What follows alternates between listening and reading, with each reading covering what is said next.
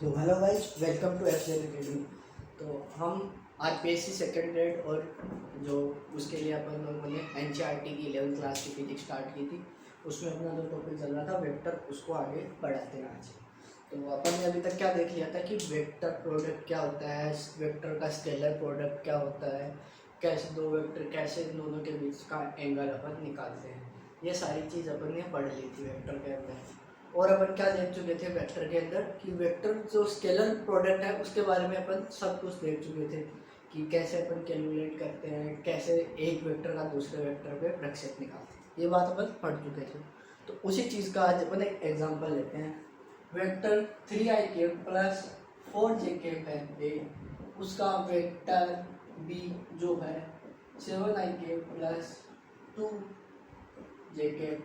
यहाँ पे बताना वेक्टर ए का वेक्टर बी पर प्रक्षेप।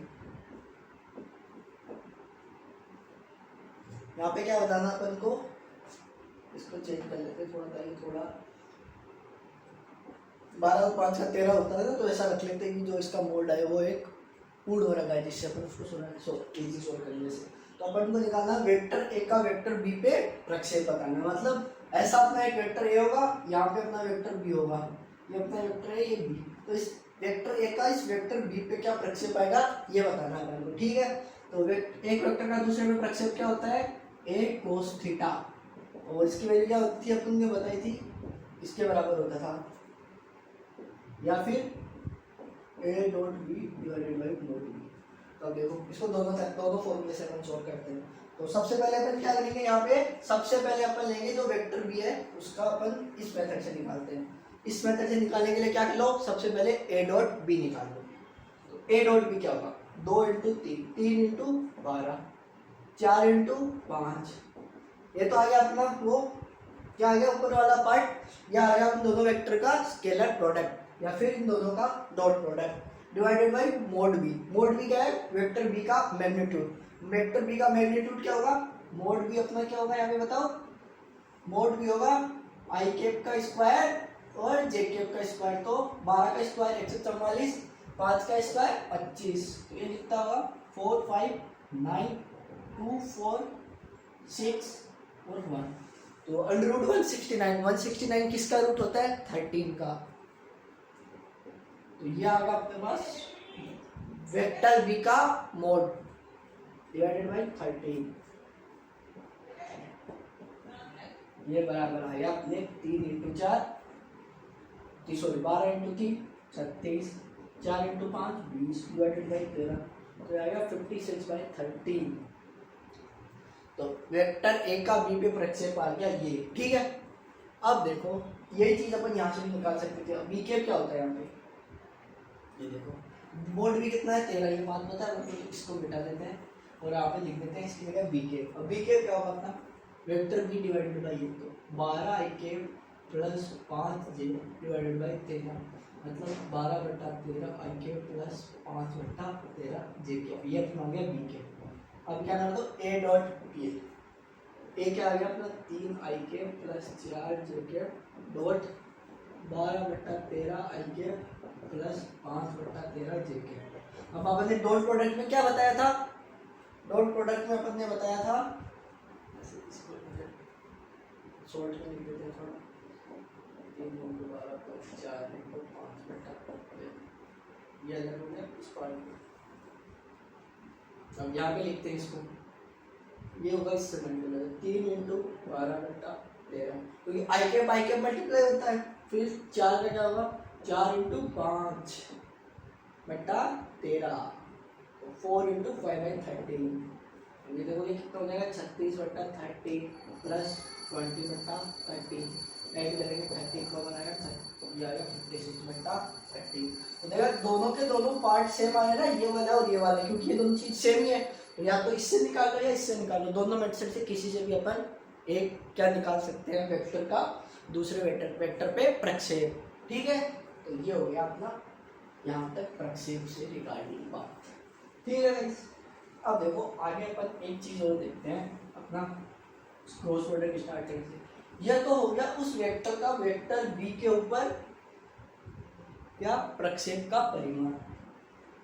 अब ये बताता कि वेक्टर ए का सदिश वेक्टर बी की दिशा में वेक्टर ए का सदिश ज्ञात करो। ठीक है, मतलब इस वेक्टर का इस सदिश की दिशा में सदिश क्या होगा वो बताना है।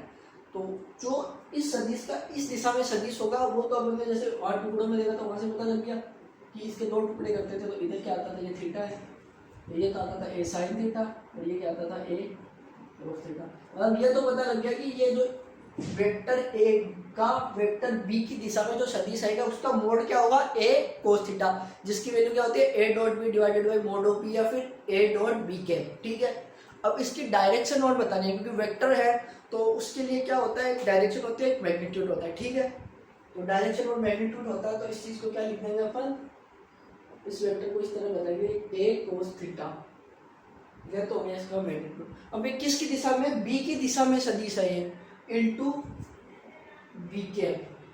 बी कैप क्या होगा, बी की दिशा में एकांक सदिश। ठीक है, तो अपने ऊपर वाला इक्वेशन देखते हैं। तो अगर वहां पे ए का बी की दिशा में प्रक्षेप बताया, फिर वेक्टर ए का वेक्टर बी पे प्रक्षेप, या फिर यहाँ पे ये बोलता है वेक्टर ए का वेक्टर बी की दिशा में वेक्टर बताओ। मतलब क्वेश्चन ये होता कि दो सदिश ए और बी इस प्रकार दिए गए हैं तो सदिश ए का सदिश बी की दिशा में सदिश ज्ञात करो। ठीक है, तो उस सदिश का परिमाण तो अपन ने निकाला था, वो कितना आया था 56/13। अब देखना, ये तो हो गया एक और थीटा में 56 आ गया। अब बी कैप कितना आता है, बी कैप क्या था अपना, ये इनटू 12/13 आई कैप प्लस 5/13 जे कैप।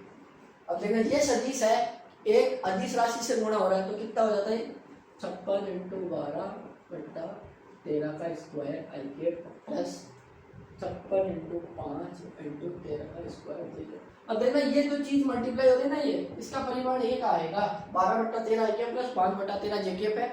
इसका परिमाण कितना है, एक। तो मल्टीप्लाई होके अगर किसी चीज को एक से मल्टीप्लाई कर रहे हैं तो उसके परिमाण में तो कोई फर्क नहीं पड़ेगा। तो ये चीज इसको एक डायरेक्शन दे रही है कि ये इसी बी की दिशा में सदिश है। तो ये चीज अपन को क्या बता रही है यहाँ पे, ये चीज ये बता रही है बी के। अब ये एक अदिश राशि थी, इसको एक सदिश से मल्टीप्लाई किया तो ये इसकी दिशा में एक सदिश आ गया तथा अपन ने जिस सदिश से इसको मल्टीप्लाई किया था वो सदिश खुद यहाँ पे क्या है, एकांक सदिश है, एक यूनिट वेक्टर है। तो वो उसके मैग्नीट्यूड में कोई चेंज नहीं करेगा। द ओनली चेंज जो उसमें हैपन होगा वो क्या चेंज होगा कि magnitude is increase by nothing but the direction is given. मतलब एक डायरेक्शन मिल गई सिस्टम को, जो ये वेक्टर था इसको एक डायरेक्शन मिल गई but there is no change in magnitude. So this is how cross product dot product helps us to find a vector in the direction of another vector. ठीक है, तो ये बात हो गई यहाँ तक अपनी पूरी। अब अपन बात करेंगे क्रॉस प्रोडक्ट या फिर सदिशों का सदिश गुणन। एक इम्पोर्टेंट पार्ट है जो अपने खूब जगह यूज होगा वेक्टर में। अब देखना वेक्टर क्या चीज है, अपन ने देखा था कि वेक्टर का एक दिशा होती है और एक क्या होती है, मैग्नीट्यूड होता है। परंतु हर वो चीज जिसकी दिशा और मैग्नीट्यूड है वो एक वेक्टर होगा हमेशा नहीं। एक बात याद रखना है कि कोई भी चीज वेक्टर है उसको प्रूव, तो अगर किसी क्वांटिटी को अपन को वेक्टर प्रूव करना तो 3 चीजों का पालन करना चाहिए। एक उसका मैग्नीट्यूड, एक उसकी डायरेक्शन, एक उसका वो सदिश योग का नियम फॉलो करता है।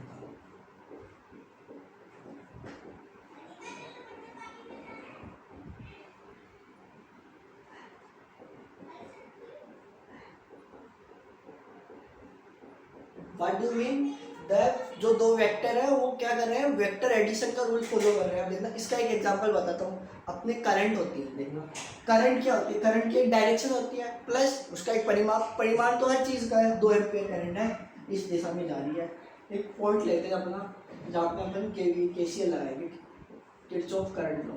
अब ये देखो ये करंट आ गई, ये करंट आ गई, यहाँ से आ रही है 2 एम्पियर, यहाँ से आ रही है 4 एम्पियर और यहाँ पे एंगल है 90 डिग्री का। ठीक है, अब बताओ ये है इस तीसरे वायर में कितनी करंट जाएगी, तो इन दोनों का योग हुआ, इन दोनों का योग 4 और 2 6 एम्पियर। KCL बोलते हैं 6 और रियल लाइफ में देखेंगे तो भी 6 जाएंगे। परंतु अगर ये दोनों चीज़ सदिश होती तो क्या होता है यहाँ पे, अपना वो नियम होता 2 का स्क्वायर प्लस 4 का square, A² B² × 2AB 2 × 2 × 4 into angle आ गया अपना cos 90 बराबर 0। तो ये आता है 4, 2 का स्क्वायर 4 प्लस 16 का 4 का स्क्वायर 16 तो √20 बोला तो 4 2√5। इसमें करंट जाना चाहिए था 2√5 बट डाला गया 6, मतलब ये इस रूल को फॉलो नहीं करता, ये सीधे ऐड हो रहे हैं। तो मतलब कोई सदिश राशि सदिश कब होगी जब वो मैग्नीट्यूड डायरेक्शन और सदिश एडिशन के रूल को फॉलो करे, ठीक है। तो ये तीसरी चीज नहीं है जो पता होनी चाहिए, जो अपन ने सदिश योग किया उसके बाद अपन को पता चले। तो ये चीज भी मस्ट है वेक्टर को एक है वो वेक्टर ये सेटिस्फाई करने के लिए, ठीक है। अब अपन बात करते हैं अपने क्रॉस प्रोडक्ट की।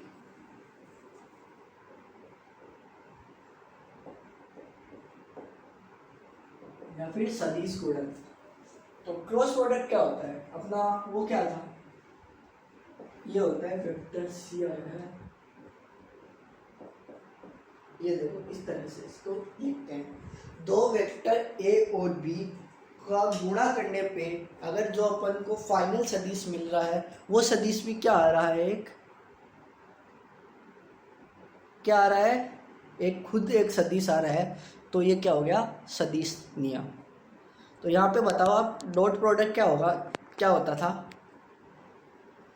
ए डॉट बी बराबर vector A into vector A का मोड वेक्टर बी का मोड और उन दोनों के एंगल का कोस। और अब यहाँ पे क्या होगा, देखा ये क्या चीज है, सदिश गुणन है। जो क्रॉस प्रोडक्ट है वो क्या अपना एक वेक्टर मल्टीप्लिकेशन है कि जहाँ पे जो फाइनल रिजल्ट आएगा उसका भी क्या होगा, एक डायरेक्शन होगी, मैग्नीट्यूड तो होगा उसके साथ साथ एक डायरेक्शन भी आएगी। तो जो इसकी डायरेक्शन है अपने राइट हैंड रूल से दी जाती है इससे। ये बोलते हैं कि ये दो अगर ये दोनों मिलिया अगर सदिश बता रही है तो इन दोनों का ऐसे क्रॉस करेंगे तो ये अपनी जो राइट हैंड का थंब होता है उससे अपन क्या बताते हैं, उन दोनों का क्रॉस प्रोडक्ट, ठीक है। और फिर आगे और भी रूल देखेंगे कि क्रॉस प्रोडक्ट को एक से अगर अपने हाथ को एक वेक्टर जैसे एक क्रॉस भी करना है, ये ए है ये बी है, तो अपन को यहाँ पे ए क्रॉस बी करना है तो पता है क्या करना पड़ेगा, अपना जो राइट हैंड है उसको जिससे जिसका ए का बी के साथ क्रॉस हो, ए से बी की तरफ ऐसे घुमाएंगे तो जो अपने अंगूठा होगा वो किस चीज़ की डायरेक्शन बताएगा, वो अपन को डायरेक्शन बताएगा उन दोनों वेक्टरों के, जो वेक्टर आया दोनों के क्रॉस प्रोडक्ट से उस आने वाले वेक्टर की डायरेक्शन बताएगा, ठीक है, समझ गए। तो यहाँ से क्या पता लगता है कि जब भी ऐसे करते तो देखा ये वेक्टर तो है यहाँ और अंगूठा अपना क्या है इन दोनों सदिशों से 90 डिग्री पे है ना, या तो अगर बी क्रॉस होता तो वो इधर जाता, ए क्रॉस हुई तो इधर। तो यहाँ से अपन को पता लगेगा आगे कि जो क्रॉस प्रोडक्ट होता है उससे जो अपन को प्राप्त होने वाला सदिश होता है वो जो अपने दोनों पहले वाले सदिश थे उन दोनों सदिशों से 90 डिग्री के कोण पे होता है। जो चीज़ अपन तो पहले इसका ये फॉर्मूला देख लेते हैं, ये और डीप में बताएंगे अपन को। The cross product of two vectors A into B is written as this and इसका जो मॉडुलस होगा वो क्या होगा, mod A mod B sin theta, या फिर C को अगर ऐसे लिखे तो ये आता mod A mod B sin of theta into A cross B cap, अब या फिर n कैप, तो ऐसे लिख दो इसको, या फिर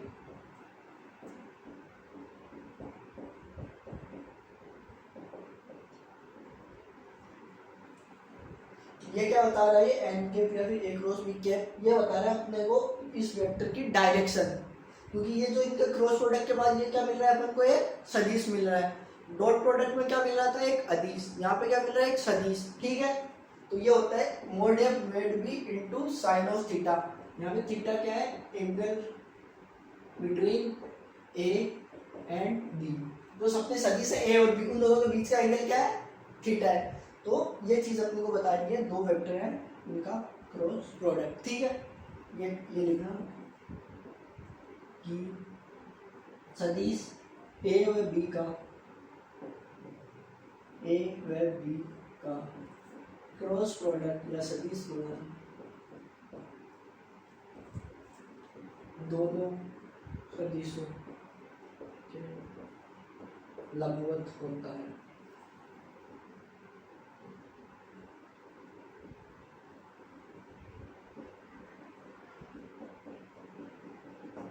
मतलब क्या हो गया, इसका कहने का मीनिंग हो गया कि जो अपना जो फाइनल वेक्टर आ रहा है रिजल्टेंट वेक्टर, वेक्टर सी ए और बी के क्रॉस प्रोडक्ट से, वो क्या होगा, जो दोनों अपन को वेक्टर गिवन है उन वेक्टर्स का क्या होगा, क्रॉस प्रोडक्ट होगा। तो क्या होगा, वो हमेशा उसके 90 डिग्री के एंगल पे होगा। मतलब अगर ये दोनों ए और बी सदिश एक्स वाई प्लेन में है तो इन दोनों का मल्टीप्लाई हमेशा जेड प्लेन में आएगा, या फिर इन दोनों से 90 डिग्री पे आ रहा है। अगर इस सदिश से इन दो सदिशों का अगर अपन को, ये सदिश ए है, ये सदिश बी है, तो इन दोनों का क्या करना है, अपन को क्रॉस प्रोडक्ट करना है। तो इन दोनों का जो क्रॉस प्रोडक्ट आएगा वो इसके भी 90 डिग्री पे होगा, इसके भी 90 डिग्री पे होगा। मतलब इन दोनों सदिशों के साथ 90 डिग्री के एंगल पे होगा। ठीक है, तो यहाँ से मतलब क्या पता लगा कि दोनों सदिशों से वो 90 डिग्री पे होगा, किसी एक से नहीं, दोनों के साथ, ए के साथ भी होगा और बी के साथ भी होगा। ठीक है, अब यहाँ ये देखते हैं, अब देखना ये कब काम आएगा अपने, बहुत डिफरेंट टाइप के अपन जो फॉर्मूला लिखते हैं, टॉर्क का फॉर्मूला लिखेंगे F cross F, F L sine theta. यहाँ पे फोर्स जैसे यहाँ पे है कोई वस्तु है, उसको ऐसे एक रस्सी यहाँ पे लगा लें तो किस कितने एंगल से घूमेगी, कितने एंगल से टॉर्क लगेगा, आई क्रॉस है, I L V sine theta upon use करते हैं। करंट कैरिंग कंडक्टर पे किस तरह से फोर्स लगेगा, टॉर्क लगेगा, वहाँ पे इन सब रूल्स का फॉलो होता है। जैसे अपन ये वाइट जो क्रॉस प्रोडक्ट होता है इसका यूज ज़्यादा अपने फॉर्मूलों में काम पे होगा। इलेक्ट्रिसिटी का जो पार्ट पढ़ेंगे फिजिक्स में, उन वहाँ पे क्रॉस प्रोडक्ट के बहुत सारे फॉर्मूले आएंगे। ठीक है गाइस, तो ये हो गया क्रॉस प्रोडक्ट की बात। अब इसके बाद आपको क्रॉस प्रोडक्ट की एक और बात बताते हैं, इसके लिए ऊपर वाला पार्ट अपन साफ कर देते हैं। जैसे डॉट प्रोडक्ट के लिए अपन ने आपको फॉर्मूला बताया था जब वो आई कैप जे कैप के कैप पे टर्म में नहीं हो, वैसा ही एक फॉर्मूला यहाँ भी बनता है। ठीक है, अगर दो वेक्टर A1 आई के, A2 जे के प्लस A3 के के, इसी तरह वेक्टर B है B1 आई के, B2 जे के, B3 के के, इस तरह से दिया।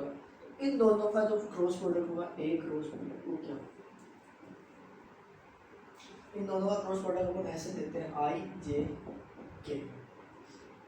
अब देखना यहाँ पे आपको एक चीज का पता होना चाहिए, जो मैट्रिक्स होती है, आप बताएंगे इसको सोल्व करना भी ये, लेकिन इसके बाद अगर दो वेक्टर ए और बी है इस तरह से लिखे हुए हैं तो उन दोनों का क्रॉस प्रोडक्ट होगा इसके बराबर। अब जो मैथ के स्टूडेंट हैं उनको तो ये बात पता लग गई कि ये क्या चीज़ है। बायो वालों को 10th में कई बार किसी क्लास में पहले आती थी, आजकल पता नहीं होती।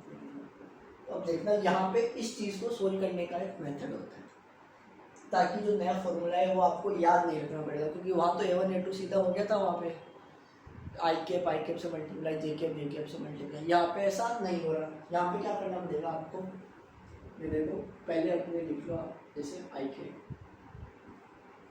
फिर एक यहाँ पे कॉम ये बनाते हैं ब्रैकेट,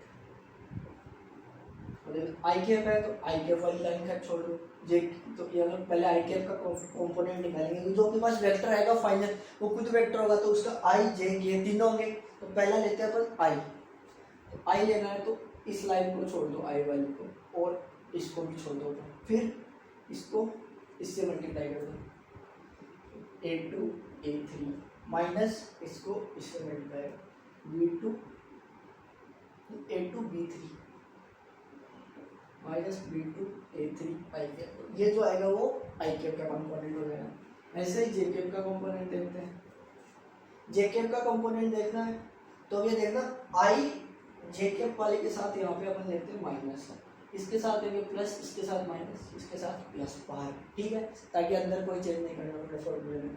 फिर क्या करना है, जे का लेना तो देखना जे वाली लाइन ये छोड़ दो और ऊपर वाली लाइन छोड़ दो, क्योंकि आई कैप जे कैप एक ही बात यूज करेगा। तो ये जे कैप है तो देखना ये लाइन छोड़ दी अपन ने और ये छोड़ दी, तो क्या बच गया A1 B1 A3 B3। ठीक है, फिर पहले की तरह multiply A1 minus A1 into B3 minus B1 into A3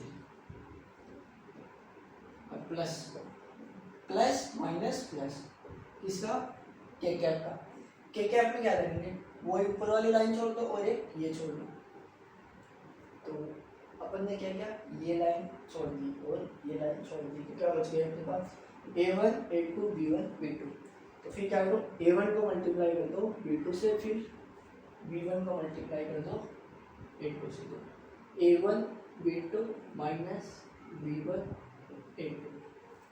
इस तरह से A क्रॉस B का फॉर्मूला अपने पास आ गया। इससे जो अपने पास वेक्टर आएगा वो इन दोनों सदिशों का क्रॉस प्रोडक्ट होगा। समझ गया ये बात? तो ये सब लिख लेगा, ये तो अपन बढ़ते हैं आगे, ठीक है।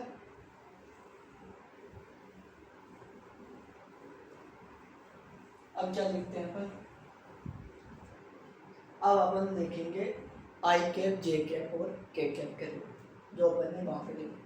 ये देखना आई क्रॉस आई क्या होगा, यानी देखना कि जो 3D कोऑर्डिनेट सिस्टम के जो है आई कैप जे कैप उनके क्रॉस प्रोडक्ट। आई क्रॉस आई क्या होगा? आई इंटू आई, यहाँ पे क्या होता है बताओ, फॉर्मूला क्या होगा?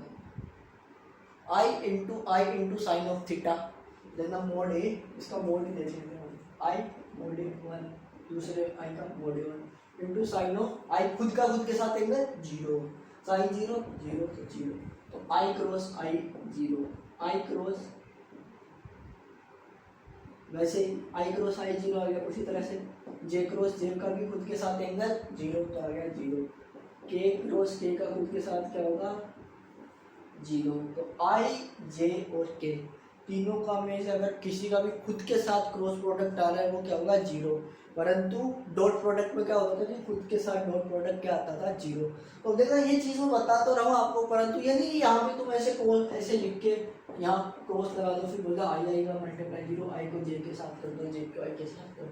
सबसे बेस्ट तरीका है वो अपन ने जो सारणी बनाई है, आंसर ऐसे लिख के भी वही आएंगे, परंतु वो बहुत बड़ा सिस्टम हो जाएगा। सबसे बेस्ट मेथड क्या होता है वो मैंने आपको सारणी बताई, वैसे लिखो, फिर पहले के साथ आई के लिए प्लस, जे के लिए माइनस, के लिए प्लस, फिर पहले के लिए उसकी लाइन छोड़ दो, ऊपर वाली छोड़ दो, क्रॉस मल्टीप्लाई, दूसरे के लिए भी खुद की लाइन छोड़ दो, ये छोड़ दो, क्रॉस मल्टीप्लाई, ऐसे तीसरे के साथ भी cross multiply. This is the best method to find out the cross product of two vectors. Okay, I I J J K हो गया 0। अब देखना फिर आगे जो आई जे के है तीनों का वो रूल क्लॉकवाइज डायरेक्शन में ऐसे चलता है। आई और जे का लोगे के आ जाएगा, के और आई का लोगे जे आ जाएगा, तो आई क्रॉस जे आता है के क्या है, क्योंकि दोनों के बीच में क्या होता है 90 डिग्री का है। ये देखना आई और जे तो हो गए इसी प्लेन में, के इनके मल्टी ऊपर वाले प्लेन में आएगा तो क्या होगा 90 डिग्री है। और फिर क्या होता है आई जे और के का क्या आएगा आई क्रॉस जे क्रॉस आई, फिर देखना के क्रॉस आई क्या आएगा जे, ठीक है। अगर इसका तुमने क्रम उल्टा कर दिया, आई क्रॉस जे की जगह तुमने किया जे क्रॉस आई, तो ये आएगा माइनस का के, और के क्रॉस जे तो ये आएगा माइनस का के, और यहाँ पे अगर आया आई क्रॉस के तो ये आएगा माइनस का जे के। तो ये देखना ये सीधा सिंपल मेथड क्या है, फंडा इसको याद रखना, आई जे के ऐसे लिख लो। अब हम बोलते हो तो आई से क्या है आई जे, लगातार अगर लाइन से आ रहे हैं तो अगला बोलेगा आई जे आया तो क्या आ गया, फिर क्या आ गया के और आई आया तो जे आ गया, और फिर आई और जे का आ गया के, फिर के और आई का आ गया जे, और फिर आई और जे का के और आई का जे, इसी तरह से होता है।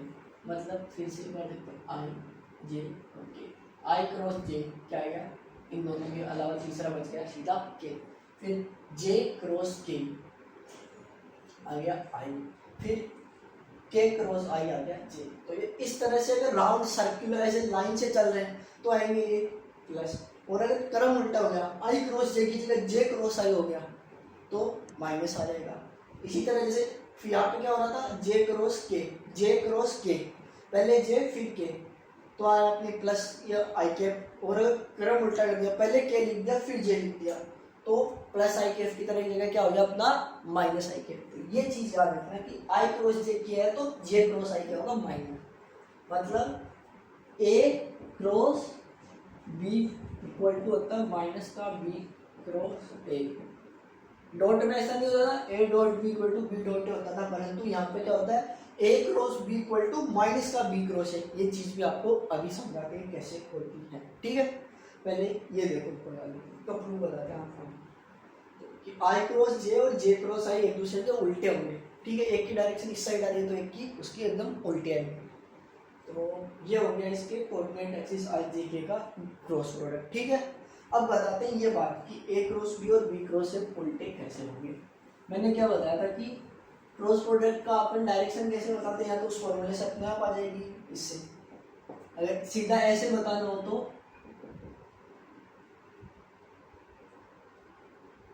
क्रॉस प्रोडक्ट की डायरेक्शन लिखना, यदि अगर अपनी क्रॉस प्रोडक्ट की डायरेक्शन के लिए क्या होता है, दाएं हाथ का नियम। तो राइट हैंड रूल बोलते हैं इसको। तो राइट हैंड रूल क्या बोल रहा है अपन को, राइट हैंड रूल अपन को दो वेक्टर्स की क्रॉस प्रोडक्ट की डायरेक्शन बताता है। तो ये डायरेक्शन कैसे बताता है, तो लिखो दाएं हाथ के नियम के अनुसार यदि अपन दाएं हाथ के नियम के अनुसार यदि दाएं हाथ की उंगलियों को क्रॉस प्रोडक्ट में के दिशा में घुमाया जाए तो अंगूठे का निशान दोनों सदिशों के क्रॉस प्रोडक्ट की दिशा को बताएगा। मतलब यदि दो वेक्टर हैं, ये वेक्टर है ए, ये वेक्टर है बी, ये इसी बोर्ड पे ऐसे के ऐसे ही है दोनों वेक्टर। ठीक है, तो ये क्या बोल रहा है अपना दाएं हाथ का नियम कि अगर अपन अपनी उंगलियों को और अपन को दिशा फाइंड आउट करनी है पहले ए क्रॉस बी। ठीक है, ए क्रॉस बी की, तो सदिश के क्रॉस प्रोडक्ट में पहले सदिश से दूसरे सदिश की तरफ अगर अपन अपनी उंगलियों को घुमाएं तो अपना अंगूठे की दिशा किस चीज को बताएगी, उन दोनों सदिशों के क्रॉस प्रोडक्ट के डायरेक्शन। तो ए क्रॉस बी की दिशा निकालनी है तो अपने हाथ की उंगलियां नहीं, दायां हाथ हो गया, ये अपना दायां हाथ है ना ये, और इसकी जो उंगलियां उसको, अब देखा उंगलियां उल्टी तो घूमेंगी नहीं, अब मुट्ठी बंद करोगे उस साइड उंगलियां होगी, तो ऐसे तो घुमा नहीं सकते कि ऐसे उंगलियां पीछे लगा दोगे भाई हम तो ऐसे नहीं, ऐसे उंगलियां जैसे अपनी मुट्ठी बंद होती है ना वैसे। तो वेक्टर ए से वेक्टर बी की तरफ जाना अपन, ये अपनी ए पे होगी और ए से उंगलियां गई बी की तरफ। तो अपना अंगूठा किधर है देखो, मतलब इस साइड अंदर बोर्ड है, ये अगर दोनों सदिश इस बोर्ड के तल में हुए तो जो ये ऐसे खड़ी वाली है ना, जैसे अपन खड़ी, ये वाली डायरेक्शन, ये डायरेक्शन क्या बताएगी अंदर की तरफ सदिश की दिशा। अब देखना अगर कहीं भी दिशा अगर अंदर की तरफ हो पेज के बोर्ड के, उस चीज को लिखेंगे ऐसे डॉट, गोल एक गोल करेंगे ऐसे और उसके अंदर लगा लेंगे डॉट। और अगर दिशा ऐसे बाहर की तरफ आ रही है तो उसके लिए यूज करेंगे ऐसे। ये क्यों, अब देखना ये चीज़ आगे बताते हैं, सॉरी उल्टा हो गया, पहले इसी चीज़ को समझ लो वो बाद में बता देंगे। तो ए से बी पे जा रहे हैं अपन, ज़्यादा हो जाएगा ना, ए से बी पे ऐसे, तो अंदर की तरफ होगी। अब बात कर रहे थे अपन बी क्रॉस ए, तो नियम तो वही रहेगा। तो अब क्या होगा, पहले ए से बी की तरफ उंगलियां घुमा रहे थे, अब क्या करना है हमको बी से ए की तरफ घुमाना, बी क्रॉस ए ना, तो ये देखो बी से ए की साइड, तो ये बात, तो क्या फर्क हुआ जब ए क्रॉस बी से बी क्रॉस ए बना, तो ए क्रॉस बी में दिशा अंदर की तरफ आई और बी क्रॉस ए में दिशा बाहर की तरफ, तो दोनों दिशाएं देख क्या होगी, एक एग्जैक्ट बाहर है एक एग्जैक्ट अंदर, मतलब प्लस माइनस 180 डिग्री घूम गई, मतलब माइनस की हो गई। जैसे ये इधर प्लस का है, अगर एक्स केप ले रहे हैं अपन, इधर माइनस एक्स आएगा ना, कोऑर्डिनेट एक्सिस यही तो बोलते हैं कि अगर इस साइड पॉजिटिव की डायरेक्शन ले रहे हो तो दूसरे उसके एग्जैक्ट अपोजिट में नेगेटिव डायरेक्शन आएगी। अगर इधर +2 आएगा तो -2 इसके एग्जैक्ट उस साइड आएगा। तो यही चीज यहाँ पे फॉलो हो रहा है। तो ये क्या बोलता है, इसी नियम से हम लोग क्या पता लगा, A cross B equal to minus का बी क्रॉस ए। ठीक है, तो ये बात पता होनी चाहिए। अब अपन बोल रहे थे दिशा, अगर जब भी कोई चीज बाहर आ रही है तो मतलब क्या होता है, जैसे अपन दिशा इस चीज से तो बताते हैं कि अपन एरो लेते हैं, तो अगर आप तीर को, अगर कोई चीज अंदर से बाहर आती है, तीर एक एरो आ रही है, तो एरो का क्या दिखेगा अपन को, इस साइड से अगर ऐसे एरो आ रही है और अपन सामने से देखेंगे तो क्या दिखेगा, एरो का एक पॉइंट दिखेगा, तो ये पॉइंट हो गया। ये चीज बोलती है डायरेक्शन आउटसाइड, बाहर की तरफ।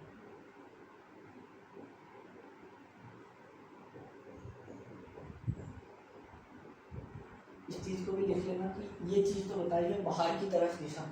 और अगर तीर सोचो ऐसे अंदर जाती तो क्या होता है, तीर के पीछे वो ऐसा होता है ना जिससे वो कमान पे लगी रहती है स्ट्रिंग के साथ, तो वो चीज़ ऐसे दिखती है, ऐसे क्रॉस सा दिखता है तीर पे। अगर आप एरो को लेके देखोगे, जैसे पेन ही देख लो आप, अगर पेन को अपन ऐसा देख रहे हैं तो आगे से क्या दिख रहा है अपन को, टिप दिख रही है, तो टिप, तो ये चीज़ क्या बता देगी अपन को कि एरो ऐसे आ रहा है, यानी ऐसे बाहर आए तो इस बोर्ड से ऐसे तल के बाहर की तरफ है, और ये चीज़ जैसे अंदर गई तो इस साइड में ऐसे चपटा भाग दिखा ना, तो ये चीज़ बता देती है अंदर की तरफ दिशा,